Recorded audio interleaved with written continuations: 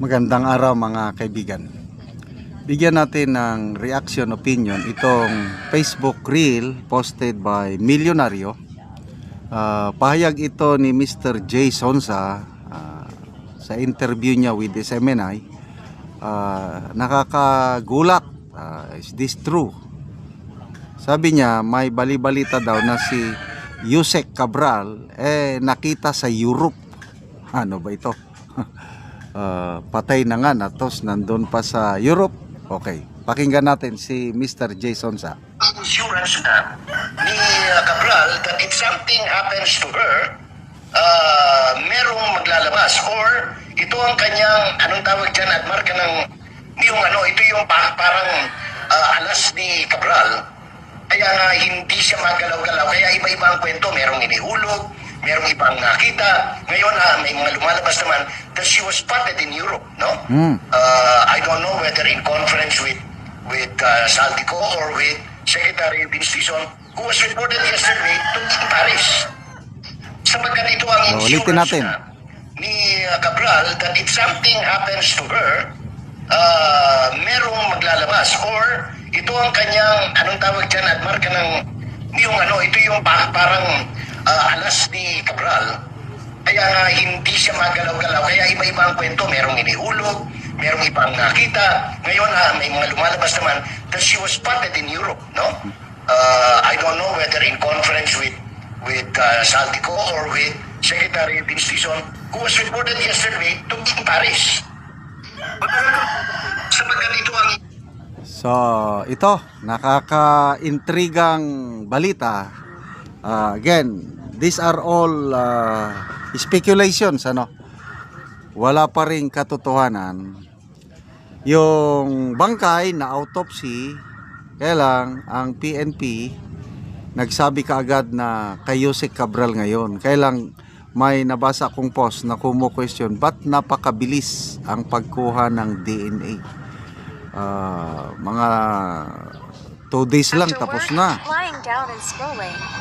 Samantala sabi ng mga doktor, it normally takes 2 weeks bago makuha yung DNA testing.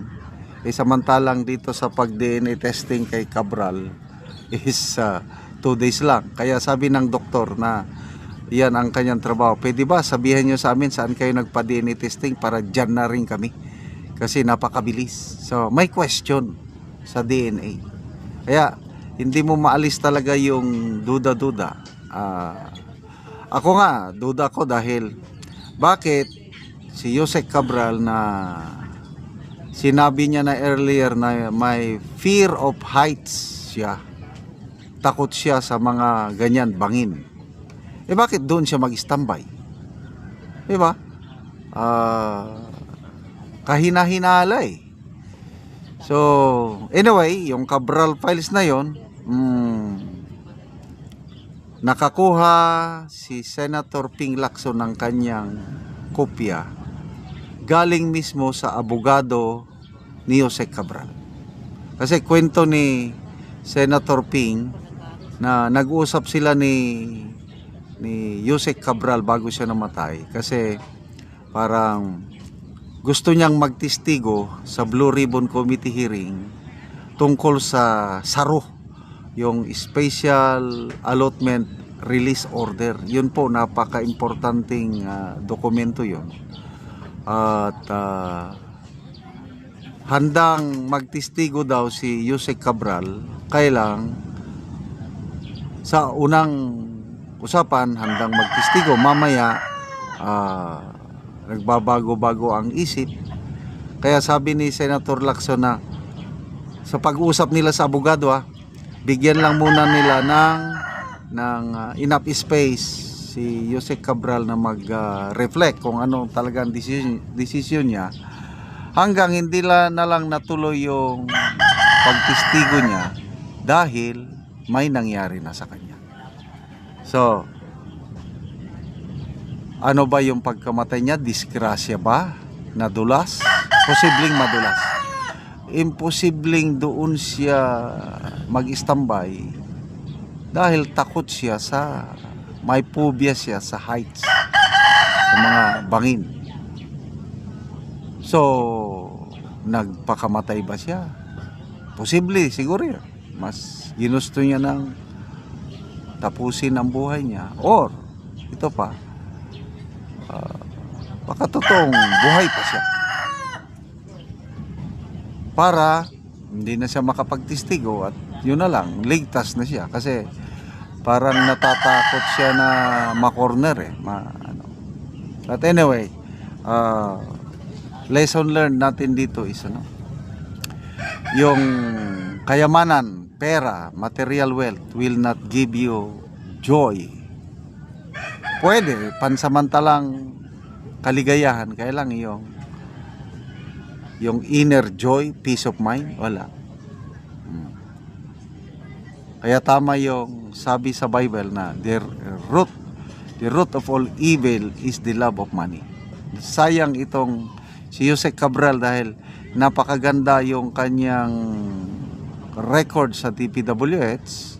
Yung mga nabasa kong comments si Ross from the ranks hanggang nakarating siya ng USEC. At maganda he's a technocrat dahil yung mga pinag-aralan niya talagang doctorate, masteral, kaliwat kanan, aral siya.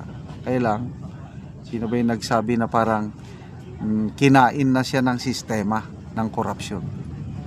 At ito na nga, tumambad ang grabe, talamak na korupsyon itong administrasyong Marcos Jr. dahil lumobo na ang mga kickbacks. Panahon ng Aquino administration, according to the Diskaya couple, 10% lang ang kickbacks.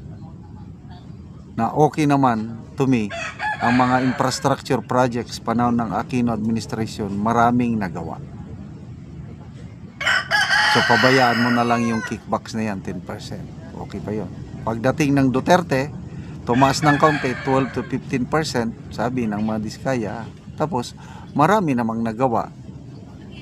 Bill, panahon ng Duterte. So, okay lang sa akin yun. Ito ngayon, Marcos Jr., wala na ngang naipatayong magaganda, walang legacy project, grabe pa, naging 30 to 40% na ang kickbacks. Kaya, ayun, nilamon na siya ng sistema itong si Jose Cabral. Again, walang confirmation kung totoo, bali-balita lang yan. Sana lalabas ang katotohanan kung buhay pa ba siya o patay na. Hindi ko pa alam. Salamat mga kaibigan sa inyong pagsubaybay sa ating channel. Nakakatulong kayo ng malaki sa tribong Talandig ng Bukidnon dahil ang sweldo natin sa channel na ito is pantulong sa tribo. Namimigay tayo ng libreng yero at pako para makapagpatayo sila ng mas maayos na tirahan.